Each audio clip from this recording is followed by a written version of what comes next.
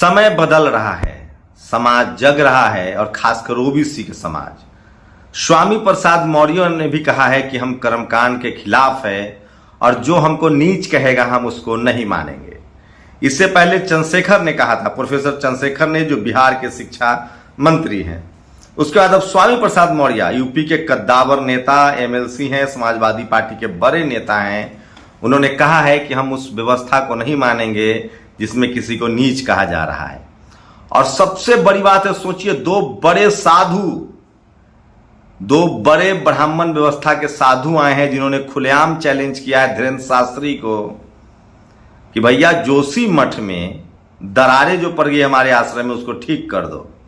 और एक और साधु ने कहा है, जिसका विराट कोहली प्रणाम करते, उन्होंने कहा कि कोई दैवीय चमत्कार नहीं होता है। नमस्कार, मैं शंभू कुमार सिंह और आप देख रहे हैं नेशनल दस्तक। अच्छा है, जो छुप के हो रहा था, जो किताबों में बंद था, अब वो टेलीविजन पर आने लगा है और सोशल मीडिया उसको काउंटर कर रहा है। अब वो दिन गए जब आप किसी को नीच कह सकते थे। अब वो दिन गए जब आप किसी को घुटनों पर खड़ा करके कहते थे कि मैं तुमसे ऊंचा हूं। वो कौन लोग थे जिन्होंने किसी को नीच कहा, किसी को ऊंच कहा? वो कौन लोग हैं जो आज भी जाति के नाम पर नंबर काट रहे हैं, जाति के नाम पर प्रमोशन नहीं होने देते हैं, जो जाति के नाम पर इस देश में मलाई खा रहे हैं और जो जाति के नाम पर दूसरे को प्रताड़ित कर रहे हैं? आप सोचिएगा जरूर, ये वही लोग हैं जो आज धर्म के नाम पर धर्म के झंडाबरदार बन रहे हैं, जो कह रहे हैं, कल तक जो कह रहे थे कि मैं जाति के नाम पर श्रेष्ठ हूं, वो अब कह रहे हैं कि हम हिंदू हैं। कब कहा इन्होंने? जब देश आजाद होने वाला था, बाल गंगाधर तिलक साहब को लग गया था कि अब ब्राह्मण कार्ड नहीं चलेगा क्योंकि संख्या में उनकी कम है, अब वोट की राजनीति होगी, वोट के आधार पर सीएम पीएम बनेगा। तो उन्होंने कहना शुरू किया कि हम हिंदू हैं, हिंदू हैं, हिंदू हैं। और धीरे धीरे मुसलमानों की हिस्सेदारी, कायस्तों की हिस्सेदारी, राजपूतों की हिस्सेदारी, एससी एसटी ओबीसी तो छोड़ ही दीजिए, उनकी तो कोई हिस्सेदारी ही नहीं थी। पहले तो उन्होंने उसके हिस्सेदारी खाई अंग्रेजों के दौर में, और आजाद भारत में सबसे पहले हिस्सेदारी कायस्तों की कम होने लगी। हाँ, वो कट्टर हिंदू बनने लगे। राजपूतों की कम होने लगी, वो कट्टर हिंदू बनने लगे। वैश्य ने अपनी हिस्सेदारी अब बढ़ाई है बिजनेस के अलावा सब जगह पर, और एससी एसटी ओबीसी की हिस्सेदारी बढ़ी है। जो होना चाहिए था वो नहीं हो रहा है, लेकिन उनके पेट में दर्द हो रहा है। जो कल तक हमारे सामने खड़ा नहीं होता था, जमीन पर बैठता था, वो कुर्सी पर क्यों बैठ रहा है? जाट, गुर्जर, पटेल, मराठा। क्या कहा सत्यपाल मलिक साहब ने, पूर्व गवर्नर ने, कि उनकी तकलीफ आपसे नहीं है, उनकी तकलीफ इस बात से है कि जो कल तक मेरे नीचे बैठता था वो मेरे सामने कुर्सी पर कैसे बैठा है। तो चलिए, देर सवेर ही सही, सब बातों पर बहस हो रही है और आज की बड़ी खबरें शुरू करता हूं। सोचिए, एक ब्राह्मण मुख्यमंत्री है, हेमंत बिश्व शर्मा, असम का। एक दिन पहले वो कह रहा था, मुख्यमंत्री कह रहे थे कि हु इज शाहरुख खान, और अगले दिन वो ट्वीट करके कहते हैं कि रात में शाहरुख खान ने हमें 2 बजे में फोन किया। समझिए, इस देश के तमाम वो लोग जो नफरत, अपने बच्चों को नफरत सिखा रहे हैं। मुसलमानों के नाम पर आपके बच्चे का जीवन बर्बाद हो रहा है, कैरियर बर्बाद हो रहा है, पढ़ाई लिखाई बर्बाद हो रहा है, स्कूल कॉलेज चौपट हो रहा है, बेरोजगारी हो रही है, सेना को कमजोर किया जा रहा है। सोचिएगा जरूर, बिल्कुल जाओ। और खासकर एससी एसटी ओबीसी और किसान जातियों के लोग तो जरूर सोचे कि जो हेमंत बिश्व शर्मा, ब्राह्मण मुख्यमंत्री, कल तक शाहरुख खान कौन कह रहा था, वो ट्वीट कर रहा है कि शाहरुख जी का फोन आया था 2 बजे रात में, हमने उन्हें श्योर किया है कि आपकी फिल्म को कोई तकलीफ नहीं होगी। और सोचिए, ये आज तक है, ये मोदी मीडिया नहीं है, ये मनुवादी मीडिया है। ये कह रहा है कि समाजवादी पार्टी के नेता और एमएलसी स्वामी प्रसाद मौर्य ने रामचरितमानस को लेकर दिया विवादित बयान। ये विवादित बयान है, ये आज तक कोर्ट है। ये है मनुवादियों का अड्डा। ये मनुवादी, जातिवादी, ब्राह्मणवादी पत्रकार हैं जो ओबीसी के लोगों की बात को कहते हैं कि ये विवादित है। किसान आंदोलन करे तो खालिस्तानी है, सिख आंदोलन करे तो खालिस्तानी है, दलित आंदोलन करे तो उग्रवादी है, आदिवासी आंदोलन करे तो नक्सलवादी है, पिछड़ा आंदोलन करे तो ये लोग बदमाश हैं। बस ये मनुवादी आंदोलन करे तो ये राष्ट्रवादी है। तो इनकी परवाह मत कीजिएगा। और रोज मुझे गाली देते हैं लोग 2-2 हजार लोग। और ये देखिए, 1 2 3 4 5, ये 5 साधु हैं, जिसमें से 3 जेल में हैं, 2 रेप के केस में जेल में हैं, और ये 2 साधु है जिनका जलवा था लेकिन अब वो नहीं रहा। तो सवाल है कि क्या 2024 से पहले हिंदू मुस्लिम कराने के लिए ये सारे करतूतें की जा रही है, सोचिएगा जरूर। और ये है अभी इनका नाम है अभी मुक्तेश्वरानंद। ये बागेश्वर धाम सरकार पर बयान इन्होंने कहा चमत्कार छलावा है, ज्योतिष पीठ के शंकराचार्य स्वामी अभी मुक्तेश्वरानंद ने कहा है। ये शुरुआत के 5 सेकंड वीडियो सुनिए। वो कह रहे हैं कि कोई जोशी मठ में आए और इसके दरारें रिपेयर कर दे तो मैं चमत्कार मान लूंगा। सोचिए, ऐसे ही सवाल जितने ये ढोंगी बाबा चमत्कार करते हुए घूम रहे हैं, उनसे एक बार पूछिए कि यूपी लेखपाल भर्ती का रिजल्ट कब आएगा। मैं नहीं कह रहा हूं, गगन राम गुर्जर। तो Jat, Patel, Maratha, Gurjar, Kurmi, Koeri, Kushwaha, Yadav, SC ST OBC, यहां तक कि राजपूत कायस्थ भी समझने लगे हैं कि जातिवाद कौन फैला रहा है, कर्मकांड कौन फैला रहा है। सोचिए, आज भी मंदिर में जाति के नाम पर रिजर्वेशन है। किनके पास दान पेटी की चाबी है, किनके पास ट्रस्ट की चाबी है, सोचिएगा जरूर। बाकी इस देश के 97% हिंदू सिर्फ चढ़ावा चढ़ा सकता है। RSS के पास अपना कोई महापुरुष नहीं है, जिसके कारण RSS ने सरदार वल्लभ भाई पटेल, भगत सिंह, सुभाष चंद्र बोस जैसे महान क्रांतिकारियों को अपनाया। जबकि यह सच है कि उस सभी महापुरुष RSS की विचारधारा के कट्टर विरोधी थे। RSS के बारे में सुभाष चंद्र बोस जी की बेटी के विचार पढ़िए। अब समाजवादी पार्टी ट्वीट कर रही है कि कौन नहीं जानता है कि आजादी की लड़ाई में RSS अंग्रेजों के साथ था। RSS का निर्माण ही मनुस्मृति के तहत दलितों पिछड़ों के शोषण उत्पीड़न हेतु होता था। ये समाजवादी पार्टी का IT सेल लिख रहा है। आजादी के बाद RSS ने दलित पिछड़ों के संवैधानिक अधिकार और आरक्षण का विरोध करते हुए संविधान और तिरंगे का अपमान किया था। तो चलिए, देर सवेर ही समझ में आ रहा है। और सोचिए, ये तस्वीर देख लीजिए, सैन्य अधिकारी की पत्नी को सुनिए। बीजेपी नेता राम मूर्ति मिश्रा, मैं फिर दोहराते के कह रहा हूं, आरोपी का नाम सुनिए, राम मूर्ति मिश्रा ने सैन्य अधिकारी की पत्नी के साथ मारपीट की है। यह मामला मध्य प्रदेश के जबलपुर का है। मैं वीडियो नहीं दिखा सकता हूं, स्क्रीनशॉट देख लीजिए। महिला सरेआम आके सैन्य अधिकारी की पत्नी है। उन्होंने कहा कि उनके साथ राम मूर्ति मिश्रा, जो बीजेपी का नेता, उसने मारपीट की है। भक्त गोदी मीडिया कल से खुश हो रहा था कि हेमंत विश्व ने एक प्रेस कॉन्फ्रेंस में कह दिया कौन शाहरुख। आज शर्मा जी स्वयं जानकारी दे रहे हैं कि रात के 2 बजे उन्होंने श्री शाहरुख खान से बात कर उनसे कहा कि आपकी फिल्म को असम में सुचारू रूप से चलाना उनकी जिम्मेदारी है। प्रधानमंत्री नरेंद्र मोदी ने नरोत्तम मिश्रा को कहा है कि चुप रहो, आगे से हिंदू मुस्लिम मत करना, और शाहरुख खान की फिल्मों का विरोध नहीं होना चाहिए। तो ये है, आपके बच्चे को तलवार पकड़ाया जा रहा है, त्रिशूल पकड़ाया जा रहा है, हिंदू मुस्लिम में लड़ाया जा रहा है। और किनके बच्चे विदेश जा रहे हैं, IIT IIM में पढ़ाई कर रहे हैं, सोचिएगा जरूर। शर्म की बात है कि दुनिया के सबसे बड़े लोकतंत्र के सम्राट और दरबारी एक BBC डॉक्यूमेंट्री से इतने डरे हुए क्यों हैं। सोचिए, BBC डॉक्यूमेंट्री पर रोक लगा दी गई है, उसको ट्वीट करने वाले को रोक लगा दी गई है। सवाल है कि एक प्रधानमंत्री मीडिया की आलोचना से इतना क्यों डरते हैं, चाहे दुनिया की कोई भी मीडिया हो। खैर,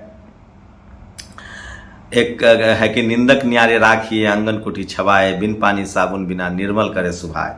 इंदौर में एक 24 वर्षीय युवती अपने दोस्तों के साथ जन्मदिन मना रही थी, तभी हिंदू संगठन के लोग वहां पहुंच गए और मारपीट शुरू की, क्योंकि लड़का मुसलमान था। सवाल है कि शाहरुख खान पर क्यों नहीं माना जा रहा। उसकी तो पत्नी हिंदू है, गौरी खान, वो लव जिहाद नहीं है। आमिर खान लव जिहाद नहीं है। अपने बच्चों को संभालिए। मैं खासकर इस देश के किसान जातियों, जाट, पटेल, मराठा, गुर्जर, राजपूतों से कहना चाह रहा हूं, कायस्थों से, जो लोग पहले आजादी से पहले धर्म के नाम पर मलाई, जाति के नाम पर मलाई खा रहे थे, अब वही, चूंकि जाति की उनकी संख्या कम है तो वो कह रहे हैं कि हिंदू बन जाओ। बीजेपी दफ्तर के सामने कितना सम्मान है। बीजेपी, रीवा में बीजेपी ने दफ्तर बनाया, उसके आगे एक मंदिर आ रहा था, उस मंदिर को ढा दिया गया। स्क्रीनशॉट देख लीजिए, मैं नहीं कह रहा हूं। और रावण से बात करने वाले हैं बागेश्वर, ये भी बता दो कि जज लोया को किसने मारा। ये पप्पू यादव ने पूछा है। तो SC ST OBC के लोग बोल रहे हैं, रोज बोल रहे हैं, कोई चमत्कार नहीं होता, सब तुक्का है। क्या बात कही है प्रेमानंद महाराज जी ने। ये है वो प्रेमानंद महाराज जो कह रहे हैं कि कोई तुक्का उक्का नहीं होता। अब उनके जो बागेश्वर धाम वाले वो कह रहे हैं कि ये बाबा लोग उनसे जेलस फील कर रहे हैं, हो सकता है। और गोरखपुर विश्वविद्यालय में पठान से अगर SC ST OBC को मुक्ति मिल गई हो तो सुनियो, गोरखपुर विश्वविद्यालय में 71 असिस्टेंट प्रोफेसर की भर्ती हुई, जिसमें ठाकुर 45, 17 ब्राह्मण और 3 जायसवाल, शेष 6 में पूरा SC ST OBC, 60% आबादी। और बिहार के शिक्षा मंत्री प्रोफेसर चंद्रशेखर यादव जी का मनोवादियों को ढो डाला।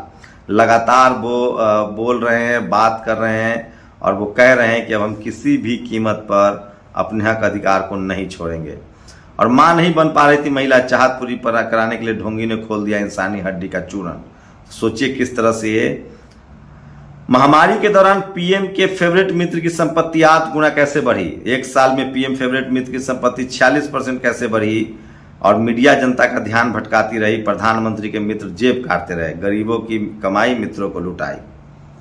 तो सोचिए सारी खबरें हैं जो सोशल मीडिया पर वायरल। और सोचिए क्या हुआ, मेरठ में कोरिया की 2 लड़की आती है, छात्र स्टूडेंट आती है घूमने, किस तरह से उनकी हुटिंग की गई है, किस तरह से नारेबाजी की गई है और जय श्री राम के नारे लग रहे थे।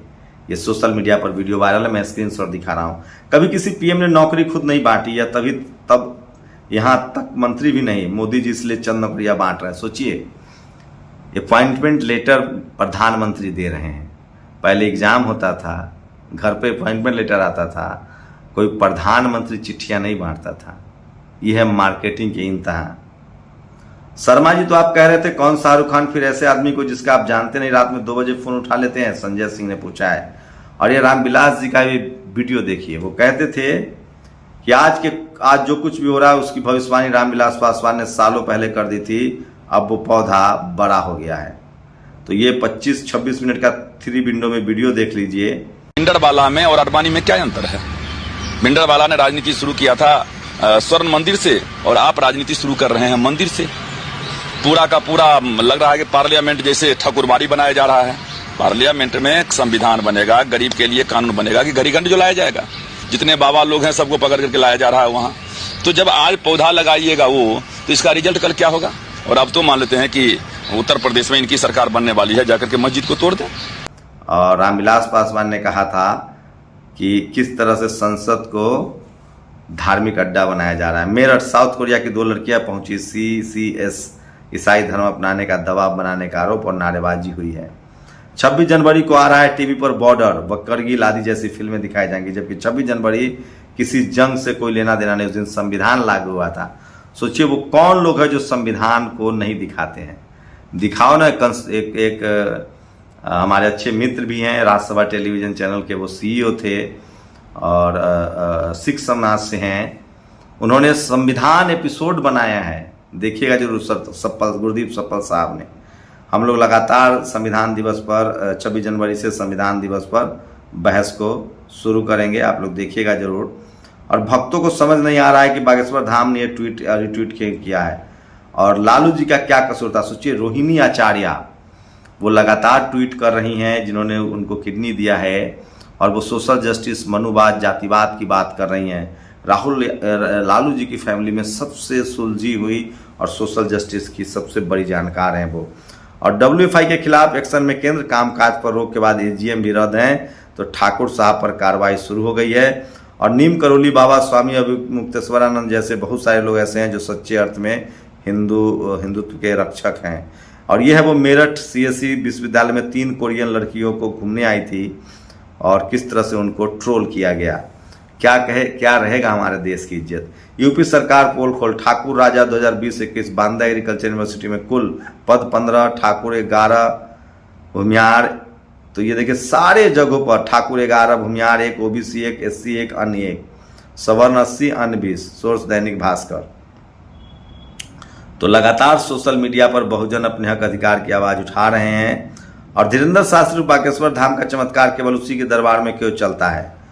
सोचिए क्या उसके बागेश्वर धाम सरकार के लाखों लोग अस्पताल में नहीं दिखाई देते? क्या लाखों लोग उसके सड़कों पर भीख नहीं मांगते दिखाई देते? क्या लाखों बेटियां के साथ बलात्कार होते हुए? सवाल है कि उसका सारा कमाल जो है वो उसके धाम में ही क्यों होता है। अगर वो बीमारी ठीक कर सकता है तो अस्पतालों की बीमारी ठीक कर दे, सड़क के गरीब को अमीर कर दे। अंधविश्वास कैसे नुकसान पहुंचाता है ये समझिए, कहानी बताता हूँ। सन 712 में जब सिंध के राजा, अंधविश्वास की बात हो रहा हूँ, अंधविश्वास कैसे नुकसान पहुंचाता है ये समझिए। एक कहानी बताते हो। सन 712 में सिंध के राजा दाहिर पर 18 साल के लड़के मोहम्मद बिन कासिम ने आक्रमण किया तो कासिम की सेना के पैर उखड़ चुके थे। कासिम भागने को ही था कि उसको किसी ने बताया कि हिंदुओं का विश्वास है कि यदि मंदिर पर लगा वो झंडा गिर जाएगा तो वो हार जाएंगे। कासिम ने झंडे को गिरा दिया। झंडा गिरते ही दाहिर की सेना ने मैदान छोड़ दिया। सेना तितर बितर हो गई। राजा दाहिर का सिर काट दिया गया और गुलामी की नींव रख दी गई।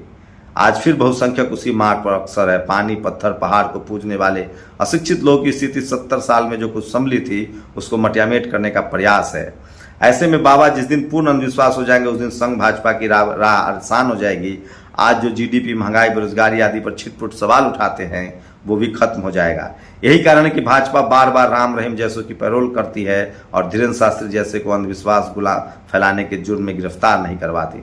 अगर अंधविश्वास और धीरेन्द्र शास्त्री जैसे लोग इसी तरह से समाज में खुलेआम घूमते रहे तो वो दूर नहीं जब नर बलि, देवदासी तंत्र मंत्र, कोरोना देवी, कैंसर देव, एड्स देव, हेपेटाइटिस माता आदि का बोलबाला होगा। सैकड़ों मौतें होंगी, न जाने कितने घर टूटेंगे, जादू टोना करवाने के शक में न जाने कितनी हत्याएं हो जाएंगी।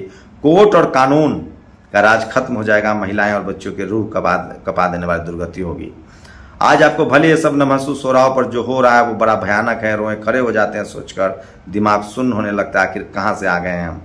तो सोचिए, कर्मकांड जिस देश में सती प्रथा थी, जिस देश में बेटियों को दूध में डुबोकर मार दिया जाता था, उस देश में जब मनुस्मृति का दौर था, क्या हम उसी दौर में जा रहे हैं? और नैकडोर का भुवनेश्वर उड़ीसा में जय भीम जय बाबा। तो ये अशोक भारती जी लगातार देश भर में जन जागरण प्रोग्राम चला रहे हैं, जो मैं आपको सोशल मीडिया पर दिखा रहा हूं। और सोचिएगा जरूर, एक बात तो है कि ओबीसी समाज के लोग, चाहे वो के मौर्य साहब हों, चाहे वो चंद्रशेखर हों, चाहे वो स्टालिन हों, सब जगह से आवाजें उठ रही है। अब अधिकार की बात है, धार्मिक कर्मकांड के लिए अब जगह नहीं। अपनी प्रतिक्रिया जरूर दीजिए। एक कहानी सुनाता हूं। जब देश गुलाम था, जब मुगलों का दौर था, तब ब्राह्मण समाज के लोगों ने, तिलक साहब ने, जो ब्राह्मण समाज से आते थे, उन्होंने जाति के नाम पर अपने फायदे लिए। और जब देश आज़ाद होने लगा, जब उन्होंने कहा था कि तिलक तंबोली तेली संसद जाके क्या करेगी, हेडगेवार साहब ने कहा कि अगर अंग्रेज शूद्रों अछूतों को अधिकार देते हैं तो हमें ऐसी आज़ादी नहीं चाहिए। उसके बाद भी आज़ादी मिली, बाबा साहब का संविधान लागू हुआ। उसी के बाद से जब ब्राह्मण समाज को लगा कि उसकी संख्या कम है, तब वो हिंदू कहकर इस देश में सीएम, पीएम, एसपी, डीएम, चपरासी से लेकर चीफ जस्टिस तक बने हुए हैं। और इस देश के 97% हिंदू लाचार, बेबस, सब कुछ देखने के लिए मजबूर हैं, क्योंकि media, judiciary, college, university, bureaucracy, सब जगह उनका कब्जा है। और वो इस देश में इक्वालिटी, फ्रेटर्निटी, समानता नहीं आने दे रहे हैं। इसलिए मैं कह रहा हूँ, ये सेकुलर देश है। आपका धर्म निजी मसला है, देश संविधान से चलेगा और संविधान में कर्मकांड के लिए कोई जगह नहीं है। आप लोग अपनी प्रतिक्रिया जरूर दीजिए। शुक्रिया। नेशनल दस्तक की आपसे गुजारिश है कि अगर इसको बचाना चाहते हैं तो नेशनल दस्तक को सब्सक्राइब करने के लिए रेड कलर के सब्सक्राइब बटन को दबाएं, फिर बेल आइकन की घंटी दबाएं। नेशनल दस्तक को बचाने के लिए बहुत जरूरी है कि हर खबर को शेयर करें, लाइक करें, कमेंट जरूर करें।